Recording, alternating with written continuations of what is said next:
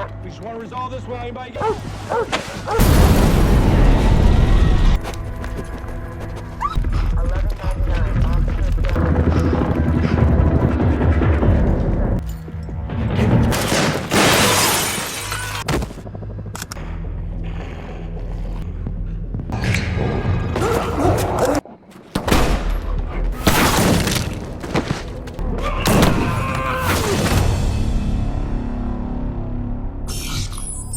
Film ini dibuka dengan seorang anggota unit K9 bernama Jack yang sedang berpatroli menyusuri jalanan Los Angeles bersama anjingnya bernama Ace. Ace merupakan anjing terlatih yang memang ditugaskan secara khusus untuk membantu proses penyelidikan narkoba serta berbagai kasus kriminal lainnya. Panjang perjalanan menyusuri pemukiman tenda tunawisma di area trotoar, Jack mengemudikan mobilnya dengan pelan sambil berbicara pada Ace, yang bukan hanya sekedar partner patroli, tetapi juga sahabatnya sehari-hari. Gak lama kemudian, Jack menerima laporan mengenai sebuah kendaraan yang melaju ugal-ugalan di jalanan 612 Crocker. Ia langsung merespon laporan tersebut dan meminta dukungan unit K9 lain sambil bergerak menuju TKP. Setibanya di lokasi, Jack bertemu dengan dua rekannya, Kivy dan Hernandez. Mereka menjelaskan bahwa mobil tersebut dikendarai dengan kecepatan tinggi dan nyaris membahayakan warga sekitar. Meski belum ada laporan resmi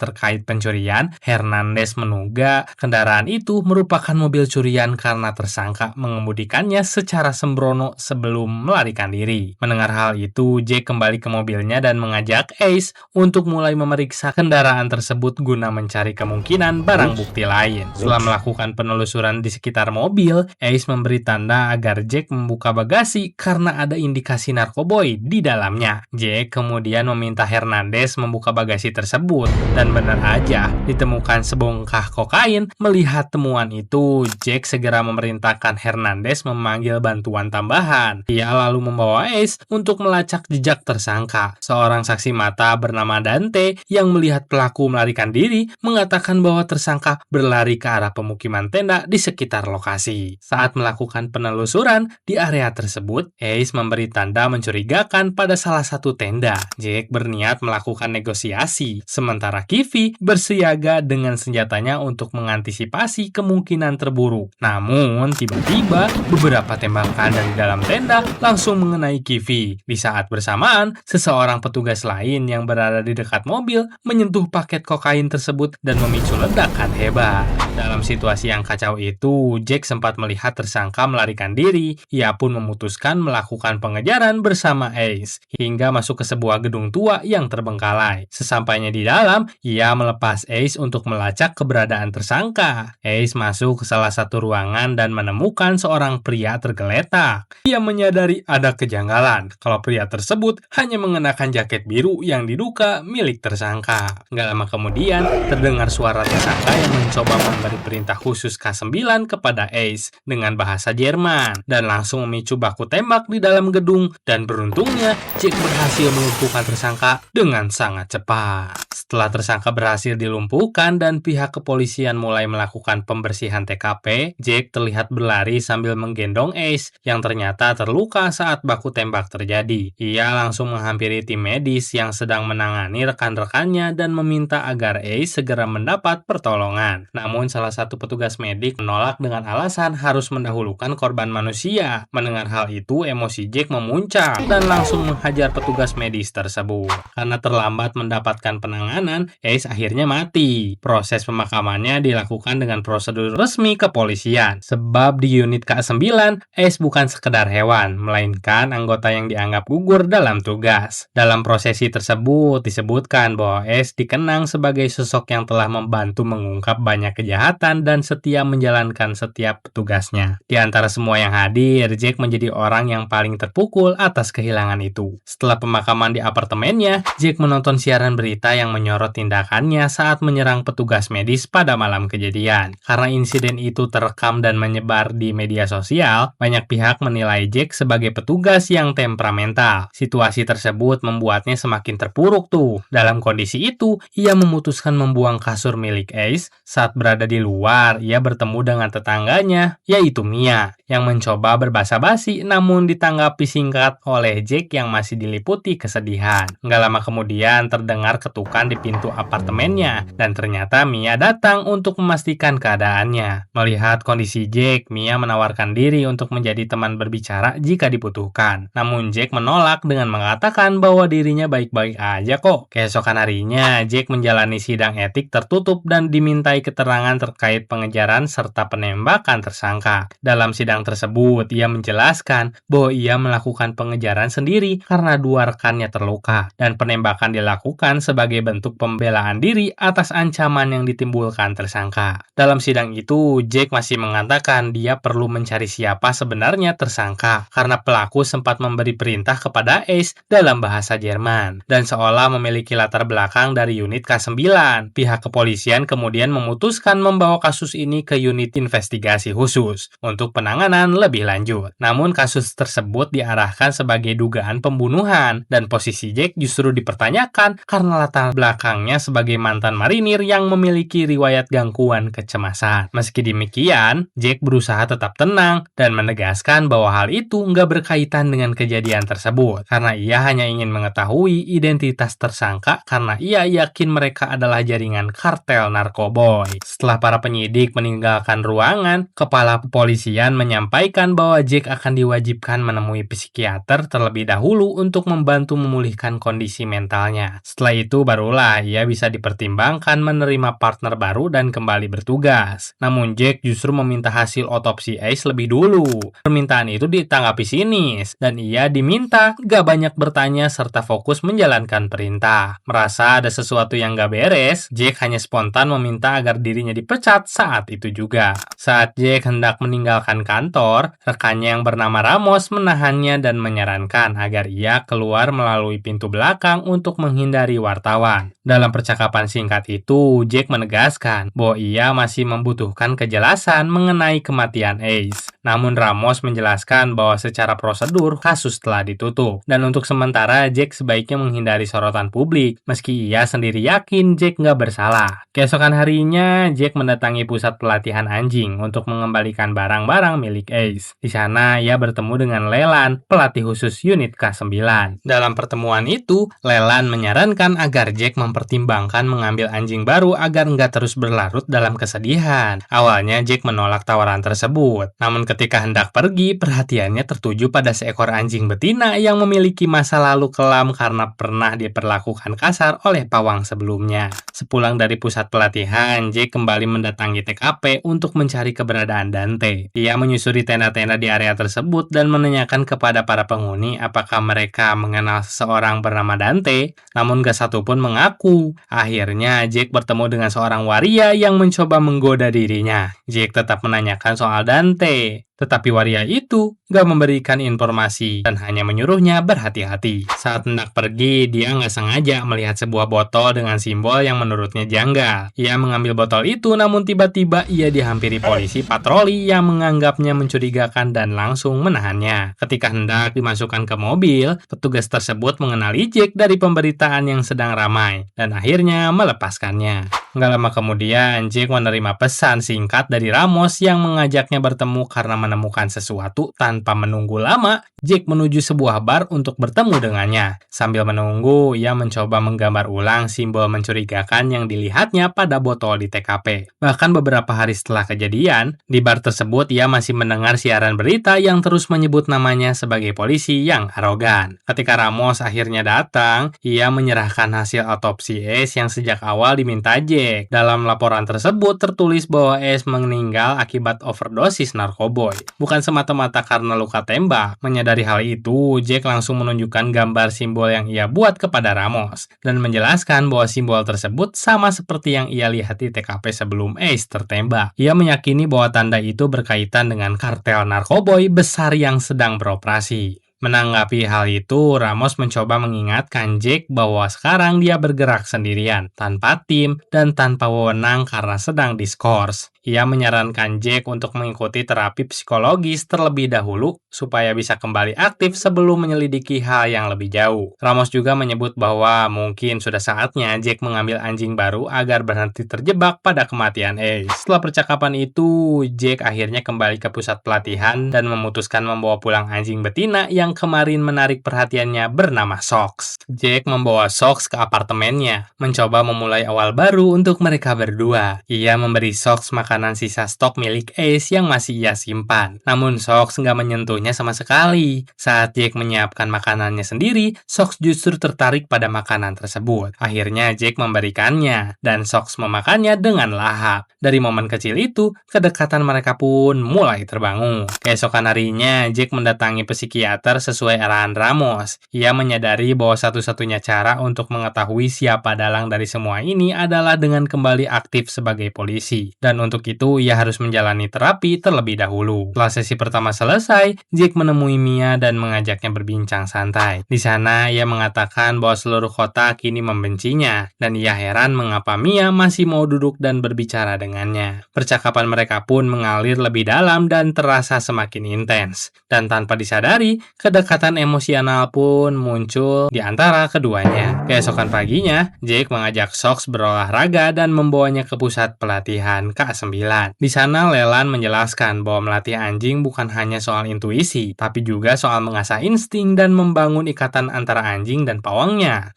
Ikatan itu penting agar mereka bisa bekerja selaras di lapangan. Leland menambahkan bahwa anjing mampu membaca sikap dan emosi pawangnya loh. Ia juga mengingatkan agar kedekatan itu nggak dipenuhi emosi pribadi yang nggak stabil. Karena anjing nggak bisa memahami konsekuensi jangka panjang dari situasi yang mereka hadapi. Saat latihan dimulai, Jake mencoba memberi perintah pada Sox, namun terlihat bahwa Sox enggan mengikuti instruksinya. Merasa frustasi, Jake kembali mendekati Leland dan mulai menyadari bahwa mungkin masalahnya bukan pada teknik perintahnya, melainkan pada emosinya sendiri yang terbaca jelas oleh Sox, sehingga membuat anjing itu ragu untuk patuh.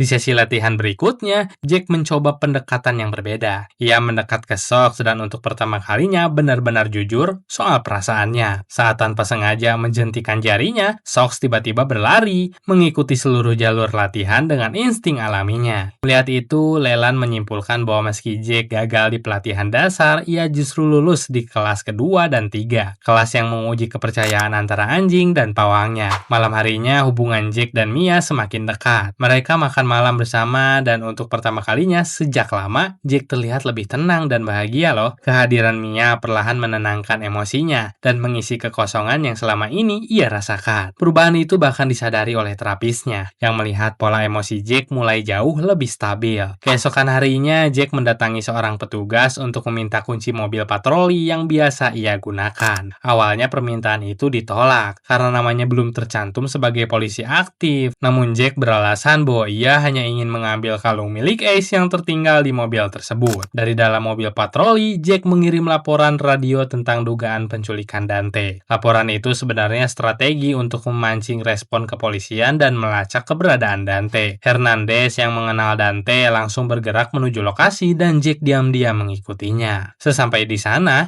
ia melihat Dante sedang diinterogasi, namun sebelum Dante menekannya lebih jauh, laporan darurat lain masuk dan memaksa Hernandez pergi meninggalkan lokasi. Begitu Hernandez pergi, Jake turun dan menghampiri Dante. Ia menjelaskan bahwa dirinya gak bermaksud merepotkan, tapi membutuhkan informasi soal kejadian sebelumnya, yang berujung pada kematian anjing pelacaknya. Jake kemudian menunjukkan simbol yang sempat ia gambar. Melihat simbol itu, Dante tampak gusar dan awalnya menolak berbicara apapun. Namun setelah dibujuk dengan tenang, Dante akhirnya mengakui bahwa simbol tersebut milik jaringan kelompok Cina yang menjalankan bisnis kotor. Bisnis itu sebenarnya diketahui banyak orang, tetapi tetap dibiarkan karena terlalu banyak pihak yang mencari dan menikmatinya. Dengan informasi tersebut, Jake kembali menemui Ramos sambil membawa Sox. Tanpa berputar-putar, ia langsung menyampaikan apa yang didapat dari Dante. Ramos mengakui bahwa simbol itu memang terkait jaringan kelompok Cina yang bergerak di bisnis narkoboy skala besar. Jake meminta bantuan Ramos untuk menyelidiki surat-surat itu. Awalnya Ramos nolak, tapi Jake mengingatkan masa lalu mereka bahwa Ramos pernah berhutang budi padanya. Keesokan harinya, Jack kembali menjalankan terapi. Di sana, ia mengatakan bahwa kini dirinya merasa lebih baik setelah kehadiran Sox dan Mia dalam hidupnya. Terapisnya kembali mengajukan beberapa pertanyaan evaluasi yang serupa, dan kali ini Jack mampu menjawabnya dengan konsisten serta tenang. Melihat perkembangan itu, terapisnya akhirnya menyetujui untuk menandatangani surat keterangan sehat mental milik Jack, sehingga ia kembali aktif di kepolisian. Pagi harinya, seperti biasa, Jack melakukan olahraga pagi. Saat sedang beristirahat sejenak, Ramos yang juga berlari pagi menghampiri dan menyerahkan informasi singkat berupa sebuah nama dan alamat yang berkaitan dengan mobil yang ditemukan sebelumnya. Ia menjelaskan bahwa mobil tersebut hanyalah kendaraan curian biasa tanpa riwayat khusus serta menegaskan bahwa itu adalah informasi terakhir yang bisa ia berikan. Setelah itu, dengan surat keterangan sehat mental yang sudah dikantongi, Jack pun bersiap untuk kembali bertugas bersama Sox. Di pusat pelatihan, Jack kembali menguji Sox agar mereka bisa segera mendapatkan surat aktif tugas. Dalam rangkaian tes tersebut, Sox mampu mengikuti setiap instruksi dengan sigap dan stabil. Setelah menyelesaikan seluruh rangkaian, di ruang ganti ia bertemu dengan Hernandez. Hernandez terlihat marah dan yakin bahwa Jack memang melakukannya karena udah menemui Dante tanpa izin. Saat tekanan semakin meningkat, Sox menggonggong keras seolah melindungi Jack dari situasi tersebut. Setelah itu, Jack menemui atasannya dan meminta untuk ditugaskan di kawasan elit King 8 yang dikenal minim kriminalitas sebagai langkah awal kembalinya ia bertugas. Namun sebenarnya Jack sengaja memilih kawasan tersebut karena sesuai dengan informasi yang sebelumnya diberikan Ramos. Setibanya di kawasan itu, Jack langsung menuju rumah 2806 sesuai dengan yang dikatakan Ramos. Ia kemudian menghubungi unit keamanan ABD dan melaporkan dugaan tanda-tanda perampokan di sebuah rumah sebagai alasan. Jack memasuki kawasan rumah tersebut dan mulai memeriksa kondisi sekitar. Mendengar suara dari dalam, ia melaporkan bahwa akan melakukan pengecekan di dalam rumah. Bersama Sox, Jack menyusuri setiap sudut rumah sambil menodongkan senjatanya. Semakin jauh, semakin ke dalam, Jack menemukan sebuah ruangan menyerupai laboratorium yang terbengkalai dengan berbagai peralatan mencurigakan. Tiba-tiba Sox bereaksi dan berlari ke lantai atas, membuat Jack segera mengikutinya, dan saat tiba di sebuah kamar, Jack diserang oleh seekor anjing lain dan dalam situasi yang sama, seorang pria bertato ikut menyerangnya. Dalam pertarungan sengit yang terjadi, Jack akhirnya berhasil melumpuhkan pria bertato dengan pisau sendiri. Sox juga berhasil mengatasi anjing lawannya tanpa mengalami luka. Setelah situasi terkendali, Jack membawa Sox pulang dan mengungkapkan rasa kagumnya atas kemampuan dan keberaniannya. Setelah membersihkan Sox, perhatian Jack kembali tertuju pada botol yang ia temukan di rumah tadi. Karena semakin penasaran, Jack mencari informasi melalui internet dengan menelusuri merek pada botol tersebut. Dari hasil pencariannya, diketahui bahwa botol itu diproduksi oleh sebuah perusahaan farmasi asal Tiongkok yang telah mendistribusikan produknya hampir ke seluruh dunia, termasuk Los Angeles. Keesokan harinya, Jack dan Ramos dipanggil oleh atasan mereka untuk dimintai penjelasan mengenai keberadaan Jack di kawasan elit kemarin. Ramos menjelaskan bahwa rumah yang didatangi Jack sebelumnya memang pernah diselidiki namun gak ditemukan bukti apapun, dan justru beruntung karena kini terungkap bahwa tempat itu digunakan sebagai laboratorium narkoboy. Meski atasan mereka marah besar atas kekacauan yang terjadi, tapi ia memberikan apresiasi kecil atas keberhasilan Jack. Setelah itu, atasan mereka menyuruh Ramos keluar dan mengusir Jack, bahkan menyarankan kembali menjalani terapi karena sikapnya yang dianggap bermasalah. Jack menanggapi hal tersebut dengan santai dan pergi begitu saja dari ruangan. Di luar, Ramos menghampirinya dan memperingatkan agar ia berhenti melakukan penyelidikan sendiri. Namun Jack mengatakan bahwa seenggaknya ia sudah berhasil membuka titik terang dari operasi besar kartel narkoboy. Ia juga meminta Ramos mencari tahu siapa pemilik Sox sebelumnya melalui unit investigasi khusus, jika ingin benar-benar membongkar kasus besar ini. Saat kembali ke apartemen, Jack bertemu Mia yang mengajaknya menonton film. Namun Jack menolak karena masih memiliki urusan yang harus diselesaikan. Jack pergi menuju gedung yang baru saja diakuisisi oleh Xiangxi. Awalnya ia menyuruh Sox tetap di mobil,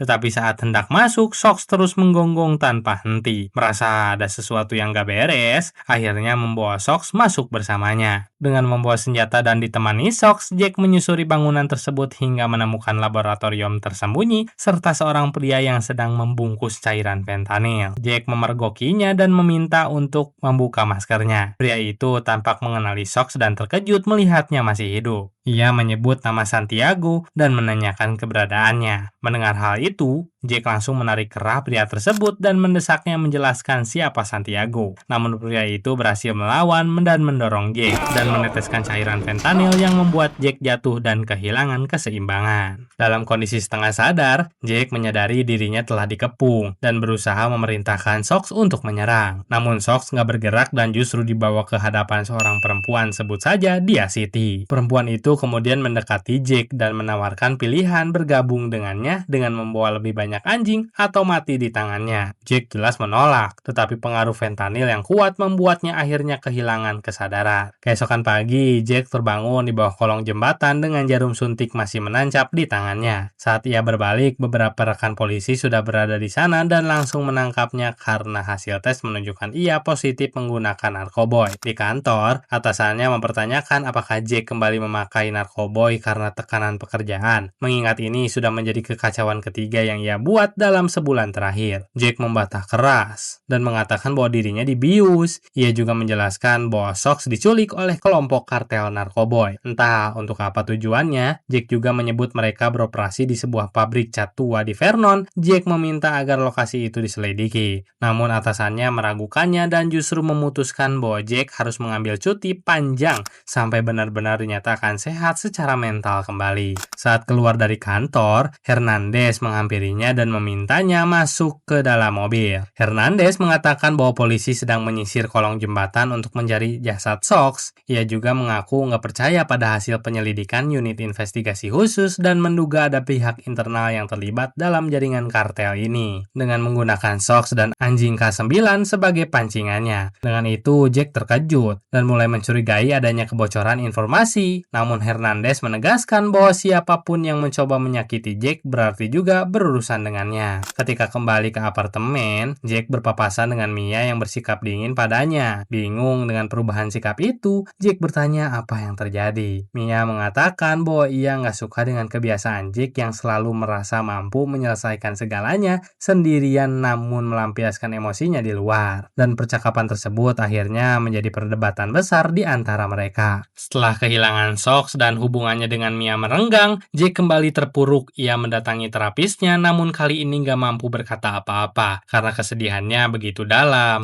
Sejak itu, Jack kembali menjalani hari-harinya dalam kesendirian. Melihat kondisi Jack yang semakin memburuk, Ramos datang menemuinya dan mencoba mengajaknya berbicara. Ramos menawarkan pekerjaan lain agar Jack memiliki aktivitas dan gak terus terjebak dalam keterpurukan. Setelah pertemuan itu, Jack kembali ke rumah 2806 dan mengambil mobil yang menjadi barang sitaan polisi. Lalu berangkat menuju Tecapi untuk menemui kenalan Ramos yang sebelumnya disebutkan. Sesampainya di sana, Jack mendatangi pria bernama Luis, namun memanggilnya dengan nama Santiago. Karena menduga dialah pawang pertama Sox, merasa gak nyaman karena pembicaraan langsung mengarah pada Sox, Santiago menyuruh Jack pergi dan mengancam akan membunuhnya jika masih berada di tokonya saat ia kembali. Namun setelah terus didesak, Santiago akhirnya bersedia berbicara dan bertanya bagaimana Jack bisa menemukannya. Ia kemudian mengungkapkan masa lalunya kalau dahulu juga seorang polisi sangat menyayangi Sox. Namun ketika putrinya sakit dan membutuhkan biaya pengobatan besar, ia memilih jalan yang salah demi menyelamatkannya. Santiago bekerja sama dengan kartel narkoboy dan menyerahkan anjing-anjing unit K9 untuk dijadikan objek percobaan narkoboy. Obat itu membuat anjing-anjing tersebut kehilangan kemampuan mendeteksi narkoboy, sehingga distribusi barang terlarang bisa lolos dari pengawasan polisi.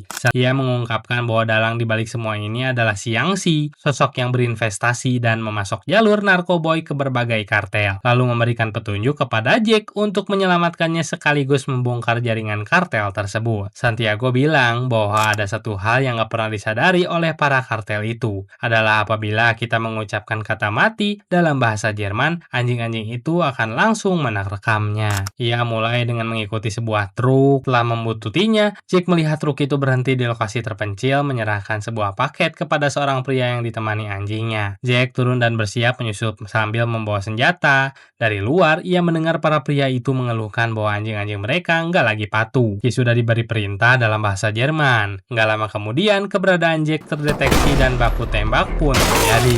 Namun, nggak lama seekor anjing buas datang dan langsung menyerangnya. Beruntungnya, Hernandez Fernandez yang sebelumnya telah dihubungi Jack datang dan menembak anjing tersebut untuk menyelamatkan Jack. Setelah itu, Jack langsung bergerak menyerbu markas tersebut. Setelah melumpuhkan seluruh anak buah di markas itu, Jack masuk ke dalam bangunan tua dan kembali berhadapan dengan Siti. Ia menegaskan bahwa tujuannya hanya untuk mengambil kembali Sox. Namun Siti mengatakan bahwa Sox bukan lagi miliknya. Siti menentang Jack untuk memanggil anjingnya, dan jika Sox merespon, ia akan mengembalikannya. Saat Jack memanggil, Sox hanya diam dan gak bergerak. Gak lama kemudian, seekor anjing rabies yang buas muncul dan mengancamnya. Jack lalu berpura-pura menyerah dan mengatakan bahwa ia lebih memilih mati daripada bergabung pada jaringan kartel ini. Ia lalu meminta Siti mengucapkan kata mati dalam bahasa Jerman. Begitu kata itu diucapkan, Jack menjentikkan jarinya dan Sox langsung menerkam Siti tepat di lehernya.